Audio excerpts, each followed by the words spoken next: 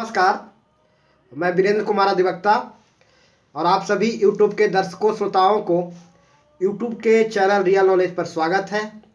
और आज मैं पुनः आप लोगों के समक्ष इस चैनल पर हाजिर हूँ और आज मैं पुनः वही पुरानी राग आलापने आप लोगों के समक्ष हाजिर हो गया हूँ। क्या झूठ बोलना अपराध है? इस विषय पर पुनः मैं अपने विचार लेकर के आप लोगों के सामने हाजिर हूँ। हालांकि इस विषय पर मैंने पहले भी अपना विचार व्यक्त किया था और पूर्व में भी मैंने इस विषय पर एक वीडियो प्रस्तुत किया है इस चैनल पर। और आज मैं पुनः आप लोगों के समक्ष इस मुद्दा को लेकर के आप लोगों के समक्ष हाजिर हूँ, क्योंकि पूर्व के वीडियो में बात पूरी नहीं हुई थी। तो बात को स्पष्ट करने के लिए आज मैं पुनः इस मुद्दा पर, इस विषय पर एक वीडियो लेकर के इस चैनल पर आप लोगों के समक्ष हाजिर हूँ। तो चर्चा की शुरुआत हम महाभारत के एक प्रसंग से करेंगे, जहां श्री कृष्ण ने धर्मराज युधिष्ठिर को झूठ बोलने के लिए उकसाते हैं। महाभारत युद्ध में अर्जुन को गुरुद्रोण पर विजय पाना मुश्किल हो रहा था। मुश्किल ही नहीं, अर्जुन के लिए गुरुद्रोण पर विजय पाना असंभव था। अर्जुन गुरुद्रोण पर विजय प्राप्त नहीं कर सकता था। गुरुद्रोण अर्जुन पर भारी पड़ रहे थे और महाभारत युद्ध जीतना भी जरूरी था। समाज में न्याय स्थापित करने के लिए, समाज में धर्म स्थापित करने के लिए, नैतिकता स्थापित करने के लिए, अन्याय का शमन के लिए युद्ध जीतना जरूरी था। आजीवन कौरवों ने पांडवों के साथ अत्याचार किया था। पूरे पांडवों के राज संपत्ति पर कौरवों ने हड़प लिया। वह सुई के नोक भर भी देने को तैयार नहीं था।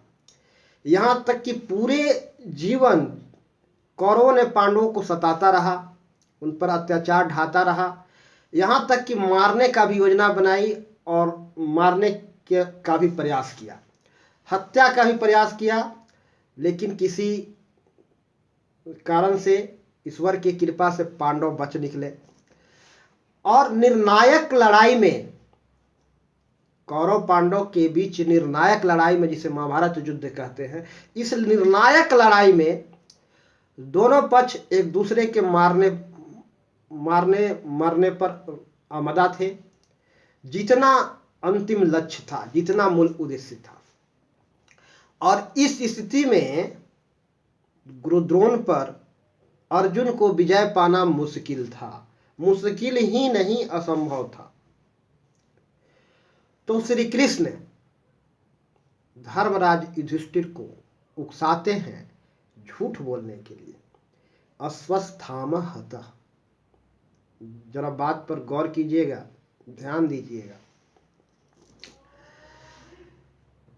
समाज में न्याय के स्थापित करने के लिए यदि कुछ कहा जाता है तो उसे झूठ की श्रेणी में नहीं रखते, और न्याय की स्थापना के लिए झूठ बोलना अनिवार्य हो जाए और कोई दूसरा रास्ता नहीं बचे तो झूठ बोलना अपराध नहीं है। दरअसल वह झूठ है ही नहीं। यदि हम उसको झूठ समझते हैं तो वह हमारा बुद्धि जनित भ्रम है।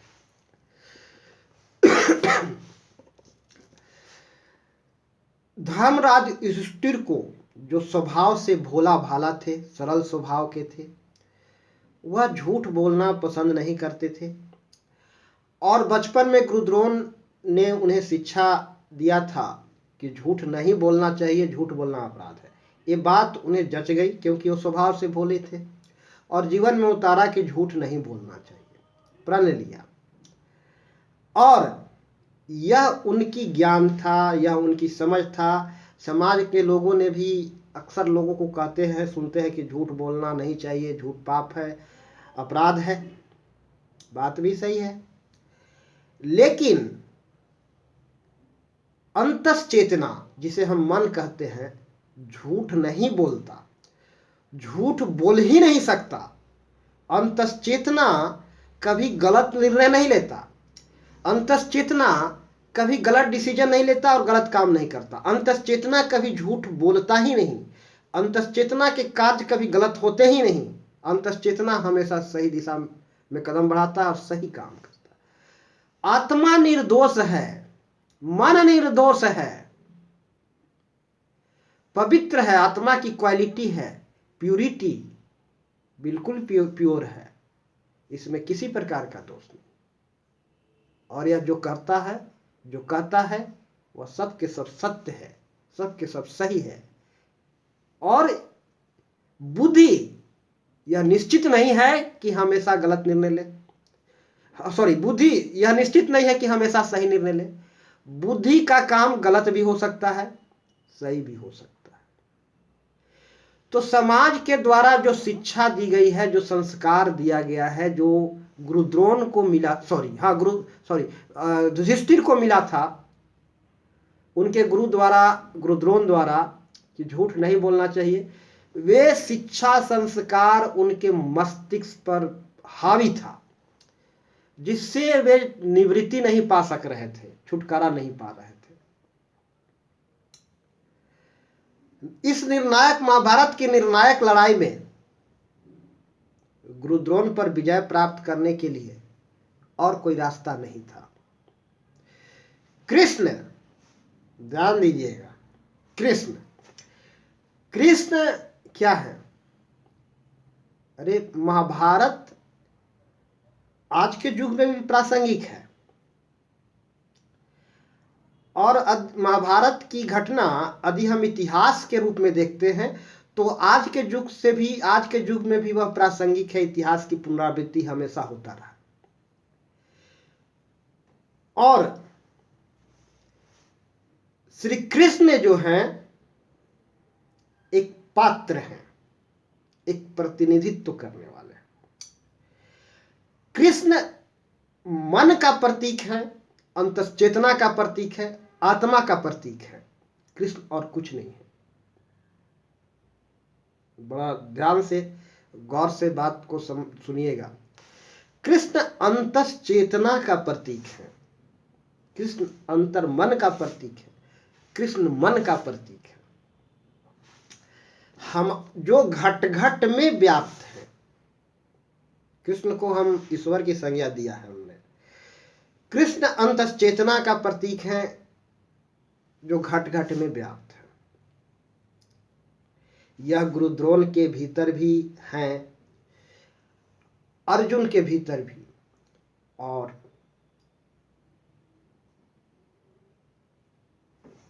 धर्मराज युधिष्ठिर के भीतर भी।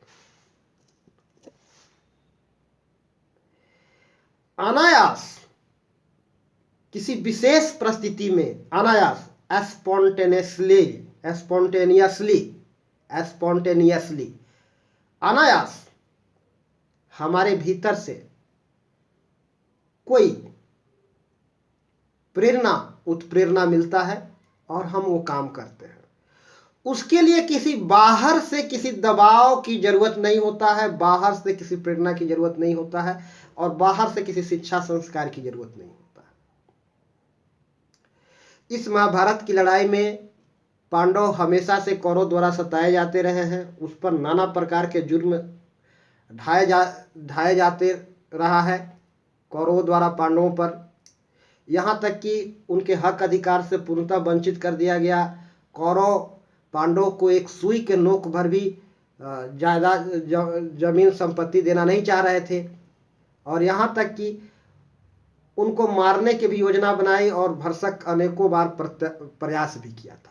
इतनी वर्षों से लगातार जुर्म और अत्याचार सहने के बाद यह निर्णायक लड़ाई में कौरव और एक दूसरे को मारने पर आमादा थे। और इस यहाँ पर यदि अर्जुन अगर दया रखता कौरवों के प्रति तो युद्ध हार जाना तय था। तो इस परिस्थिति में अभी मैंने कहा कि अंतश्चेतना, अंदर से भीतर से अनायास उत्प्रेरित होकर के हम कुछ काम करते हैं। वह अंदर का उत्प्रेरणा अनायास स्पॉन्टेनियसली होता है, स्पॉन्टेनियसली होता है, जिसको हम क्षणिक मन के आवेग कहेंगे, प्रकृति के क्षणिक आवेग कहेंगे, तो उस आधार पर जो काम किया जाए वह सब सही है और उसे हम सत्य के श्रेणी में रखते हैं। तो अनायास मुंह से आवाज जो निकल जाए विशेष परिस्थिति में, उसको झूठ नहीं कहते हैं, वह अंतश्चेतना से निकली हुई आवाज है। अस्वस्थाम हतः, यह अंतश्चेतना के निकली हुई आवाज थी। बुद्धि के दृष्टि से यह झूठ था, क्योंकि ज्ञान ने, जो ज्ञान मिला था, जो समझाइशें दी गई थी, जो शिक्षा मिला था, जो संस्कार मिला था, वह सब यह कह रहा था कि झूठ बोलना पाप है, झूठ बोलना पाप है, झूठ अपराध है। लेकिन इस संदर्भ में अंतर्मन ने अनायास यह बात बोल दिया, अनायास, ऑटोमेटिकली स्पॉन्टेनियसली यह आवाज निकलता है, जो अंतश्चेतना के प्रतीक श्री कृष्ण के उत्प्रेरणा से निकलता है। अर्थात कृष्ण यानी अंतश्चेतना से यह आवाज निकलता है।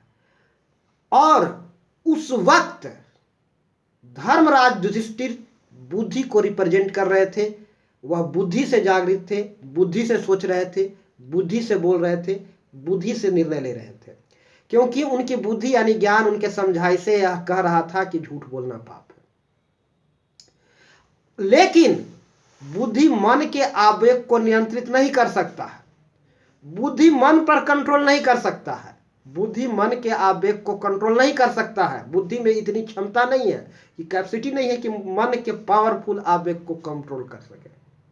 बुद्धि ने तो अवरोध उत्पन्न किया, विरोध किया, नहीं नहीं बोलना पाप है, लेकिन भीतरी मन ने अनायास यह कहना उचित समझा कि अस्वस्थामा हता, क्योंकि अन्याय पर विजय प्राप्त करना था और कोई रास्ता था ही नहीं। तो यह कहना आत्मा अंतर्मन के दृष्टि से असत्य नहीं था, अंतर्मन की प्रेरणा से यह काम हुई, अनायास हुआ, स्पॉन्टेनियसली हुआ, ऑटोमेटिकली हुआ, और यहां पर यह झूठ नहीं था। और मैं पुनः अपनी बात को आगे बढ़ाने के लिए, बात को और अधिक सरल रूप में स्पष्ट करने के लिए मैं पुनः यहाँ पर एक वीडियो लेकर आने वाला हूँ बहुत जल्द ही। लेकिन आज मैं अपनी वाणी को विराम देता हूँ और सभी दर्शकों को मैं नमस्कार करना चाहूँगा। सभी दर्शकों, श्रोताओं को मेरा प्यार भरा नमस्कार, जय श्री राम। और यदि वीडियो अच्छी लगे, बात पसंद आए, तो वीडियो को अधिकतम लोगों को शेयर अवश्य करें और चैनल को सब्सक्राइब अवश्य करें। नमस्कार, जय श्री राम।